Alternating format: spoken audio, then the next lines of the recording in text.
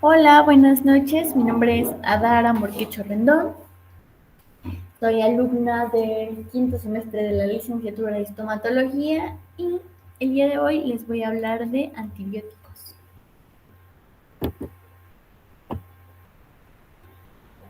Sin duda, en algún momento de nuestra vida hemos utilizado algún tipo de antibiótico, ya sea oral o sistémico, para ayudar a nuestro cuerpo a enfrentar las infecciones provocadas por microorganismos patógenos. A partir del descubrimiento de la penicilina en 1928 por el científico británico Alexander Fleming, se ha venido diseñando una gran cantidad de nuevos antibióticos, cada vez más específicos y potentes que la penicilina, la cual originalmente fue utilizada durante la Segunda Guerra Mundial para tratar a los soldados de infecciones sufridas por heridas en el campo de batalla y neumonía. Los antibióticos constituyen una clase especial de agentes químico-terapéuticos que se distinguen por el hecho de que son sustancias producidas a gran escala, principalmente mediante el uso de cultivos microbianos. En las últimas décadas, muchos antibióticos se han modificado químicamente para ampliar su eficacia contra diversas enfermedades infecciosas. Se dice que son antibióticos semisintéticos. Existen antibióticos conocidos como de amplio espectro, denominados así porque actúan sobre un amplio grupo de organismos infecciosos, a diferencia de los conocidos como espectro reducido, que son específicos contra cierto grupo de microorganismos y de gran valor para el control de infecciones microbianas que no responden a otros antibióticos. Las bacterias gram-positivas tienen una capa gruesa de peptidoglicano y no tienen una membrana lipídica externa, mientras que las bacterias gram-negativas tienen una capa delgada de peptidoglicano y tienen una membrana lípida externa. Como las bacterias gram-positivas carecen de una membrana lípida externa, cuando se refieren correctamente a su estructura en lugar de las propiedades de tinción. Se denominan monodermos, la membrana lipídica externa que poseen las bacterias gram-negativas.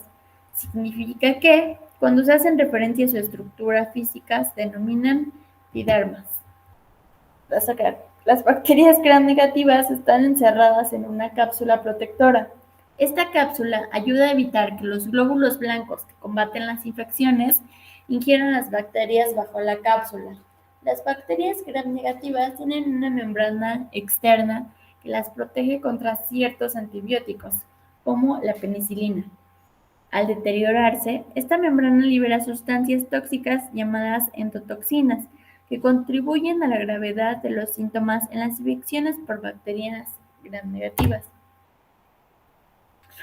La virulencia bacteriana depende de un clon, otras especies, un número de bacterias, invasión bacteriana, susceptibilidad del huésped. Si está inmunodeprimido o con estrés, es más susceptible. Resistencia a los antibióticos. Alteraciones en los mecanismos de defensa del huésped. Factores de virulencia de bacterias anaerobias orales. Los principales factores de virulencia presentes incluyen habilidad de adhesión e invasión de tejidos, producción de toxinas, beta-lactamasa, cápsula que inhibe la fagocitosis, si hay cápsula generalmente se forma pus, ya que es una resistencia de los anaerobios, producción de enzimas y productos metabólicos. La resistencia a un antibiótico se produce cuando la bacteria es capaz de sobrevivir y crecer en presencia de uno o más antibióticos. Cuando sucede esto, la bacteria resistente continúa causando la infección. El desarrollo de resistencias es común en la naturaleza. Sin embargo, debido al uso rutinario de los antibióticos, la exposición de la bacteria a dichos antibióticos es más frecuente y la resistencia se desarrolla más rápidamente.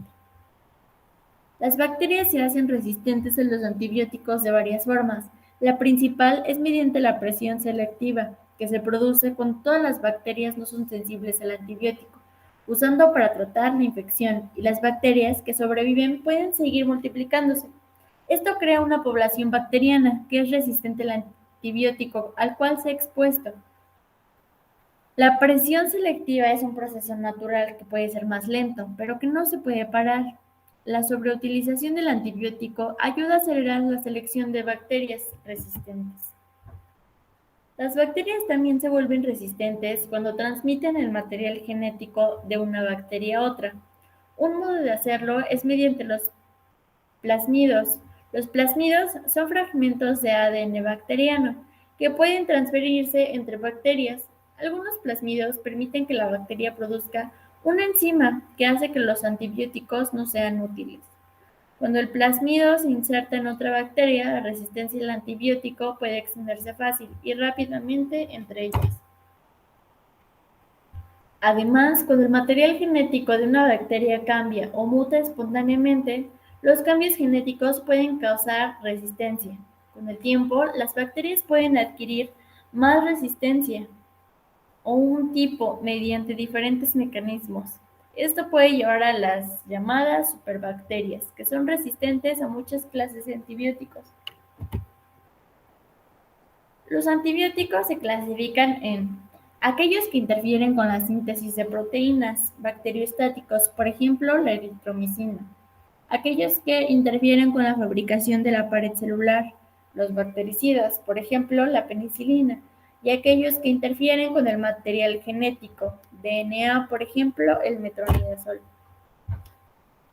Las indicaciones van a estar presentes en la mayoría de los dolores de garganta y tos, bronquitis, gastroenteritis de origen viral, algunas infecciones de los senos paranasales, ciertas infecciones de oídos, fiebre, celulitis, inflamación de ganglios o malestar general.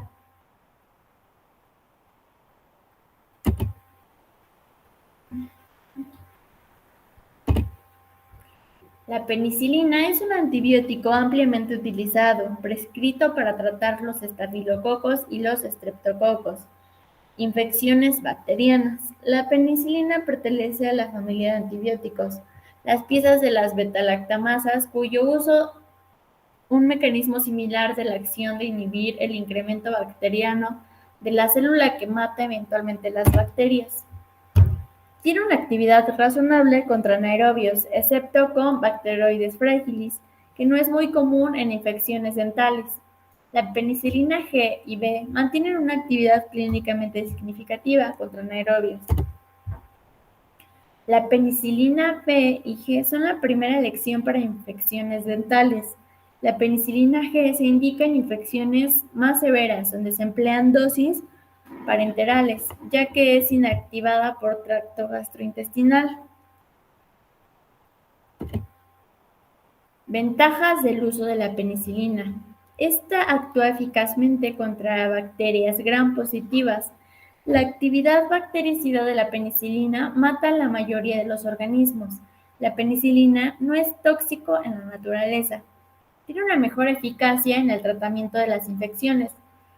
Esta penetración muestra un excelente antibiótico tejido en el cuerpo y es barato en comparación a otros antibióticos.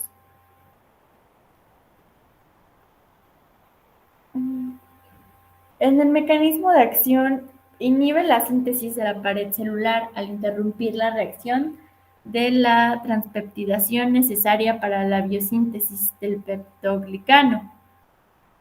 Se fijan e inactivan las proteínas fijadoras de las PBP situadas en la superficie interna de la membrana bacteriana. Se acepta que la fijación de las penicilinas PBPs inactiva inhibidores endógenos. En estas condiciones, las autolisinas provocan lisis bacteriana. Existen bacterias carentes de autolisinas. Si bien las penicilinas son los antibióticos menos tóxicos, es común que produzcan alergias. Hasta el 10% de los pacientes que reciben tratamientos de betalactámicos las desarrollan, puesto que un shock anafiláctico puede conducir a la muerte del paciente. Es necesario interrogarlo antes de iniciar el tratamiento. Además de sus propiedades antibacterianas, la penicilina es un efectivo antídoto contra los efectos del envenenamiento por amantina,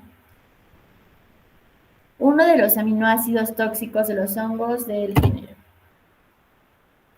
Existe una gran diversidad de penicilinas. Algunas especies de hongos del género Penicillium sintetizan de forma natural penicilinas como el primer tipo aislado, la penicilina G. No obstante, debido a la aparición de resistencia, se han desarrollado otras familias, siguiendo básicamente dos estrategias: la adición de precursores de la cadena lateral en el medio del cultivo del hongo, lo que se traduce en la producción de penicilinas biosintéticas, y la modificación química de la penicilina obtenida por la fermentación biotecnológica, lo que da lugar a las penicilinas semisintéticas. Difieren entre sí según su espectro de acción. Por ejemplo, la bencilpenicilina es eficaz contra bacterias gram-positivas, como estreptococos y estafilococos, así como gonococos y meningococos, pero debe administrarse por vía parenteral debido a su sensibilidad al pH ácido del estómago. La fenoximetilpenicilina es en cambio resistente a este pH y puede administrarse por vía oral.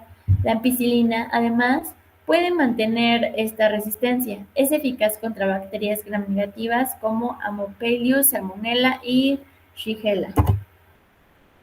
Y estas son mis referencias bibliográficas. Gracias.